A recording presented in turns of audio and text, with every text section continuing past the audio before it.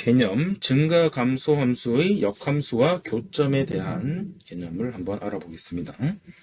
자, 요 문제 같은 경우는, 요 개념 같은 경우는 이제 원래 함수인 fx랑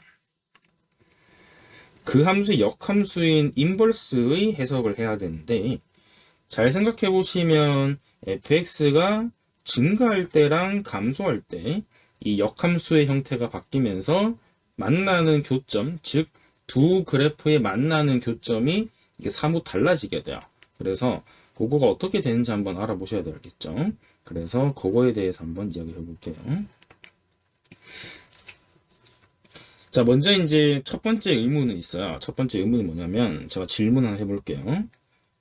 fx 그래프가 증가 함수라고 해봅시다. 그러면 역함수는 증가할까요? 감소할까요? 방금 감소한다라고 대답하신 분들은 반성을 하셔야 돼요. 증가하죠? 쌤, 왜요? 역함수인데요? 왜 감소하지 않아요? 이렇게 대답한 학생들은 뭔가 역이라는 단어가 바꾼다 이런 생각을 할 수가 있는데, 수학은 본질적 정의를 정확하게 알고 가셔야 돼요. 그게 무슨 얘기냐면 증가함수의 역함수를 물어본 거는 실제로 저희는 증가함수를 그린 다음에 그 함수를 역함수를 만들어 보고 걔가 증가하는지 감소하는지를 알아보셔야 되는 게 이 개념의 목적이에요. 그러니까 무슨 얘기냐면 y는 x라는 어떤 직선이 있을 때 제가 이렇게 그래프를 그리면 모든 점들이 y는 x 대칭이 되니까 거기에 대응되는 역함수가 이렇게 그려지죠. 그럼 너는 당연히 증가하고 있잖아요. 그렇기 때문에 증가함수라고 대답을 하셔야 돼요. 그러면 만약에 fx가 감소함수일 때는 당연하게 역함수도 감소하겠죠. 그래서 너무 고차원적으로 생각하실 필요 없이 그냥 그래프를 그려가지고 반대로 대칭하면 감소함수다 이렇게 해석하셔도 괜찮아요. 여기까지 괜찮죠? 자, 그러면 제가 감소함수 말고 증가함수일 때 먼저 한번 볼게요. 자, fx가 증가함수일 때 fx랑 즉 인버스랑 같아지는 즉 이 교점, 얘 교점 어떻게 구하냐? 이게 중요하죠. 보통 이제 연립하면 해가 되니까 해를 어떻게 구하냐? 이것도 괜찮은데 y는 x를 제가 그려보면 이렇게 생겼는데 fx를 이렇게 그렸다 쳐볼게요. 이렇게 괜찮죠? 그러면 fx랑 y는 x랑 만나는 교점이 여기 노란색으로 해볼게요. 그래서 이게 이제 fx 그래프고요. 역함수는 제가 노란색으로 그리면 이렇게 돼요. 이렇게 대칭이 되겠죠. 역함수. 확실한 거는 얘들이 y는 x 대칭이기 때문에 y는 x 위의 점들과 만나게 돼요. 그렇기 때문에 얘들은 모든 증가함수에서는 원래 함수랑 역함수의 교점은 무조건 어디 위다? y는 x 위가 돼요.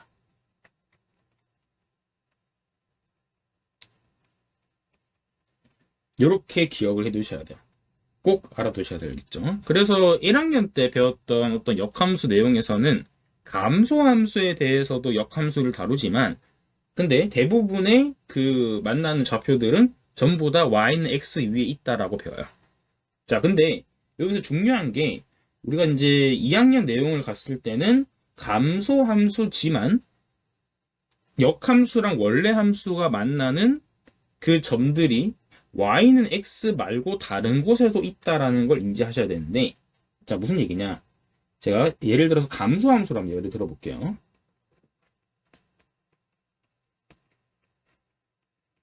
자, fx가 감소함수라고 가정을 하게 되면 감소면 제가 그래프를 그렸을 때 어떻게 되시냐? 내려가겠죠? 좀 내려가요.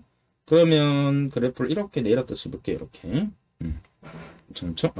다시. 이렇게요. 그러면 역함수 같은 경우는 똑같이 노란색으로 제가 그려보면 이렇게 그림이 그려질 거야. 괜찮죠? 그러면 노란색이니까 얘들은 만나는 교점이 한 개밖에 없죠. 그래서 얘들 한 개밖에 없습니다. 교점. 그래서 얘가 교점이 돼요. 그럼 쌤님? 모든 교점은 전부 다 y는 x 위에 있는 거 아닌가요? 이렇게 대답할 수가 있겠죠. 자, 그래서 제가 그 발레를 하나 한번 들어볼게요. 감소함수인데 역함수랑 만나는 교점이 y는 x 위에 없는 것도 있습니다. 자, 요런 건데 보시면 자, 예를 들어서 여기서 점을 찍고 여기서 점을 찍어서 요렇게 한번 가봅시다. 이렇게 내려오다가 여기서 이런 식으로 가요. 괜찮죠? 이게 fx고 노란색 그래프 같은 경우는 여기서 만나고 요 점은 대칭하면 이렇게 되죠. 그럼 이렇게 가시고요. 이렇게 그래프 간다죠. 이렇게 만나죠. 그럼 이 그래프는 이렇게 올라가겠죠. 이렇게 올라가. 그래서 이런 식으로 이제 그래프가 만나게 그릴 수가 있습니다. 이렇게 이제 반대쪽에서 이렇게 만나겠죠. 그러니까 충분히 그래프를 조작을 할 수 있다라는 얘기를 알겠죠. 그래서 이렇게 만납니다. 그러면 이제 만난 점을 체크해 보면 이렇게 여기서 만나죠. 예, 충분히 조작이 가능합니다. 그래서 이렇게 그리면 그래프가 어떻게 되냐? 교점이 총 5개가 나오죠.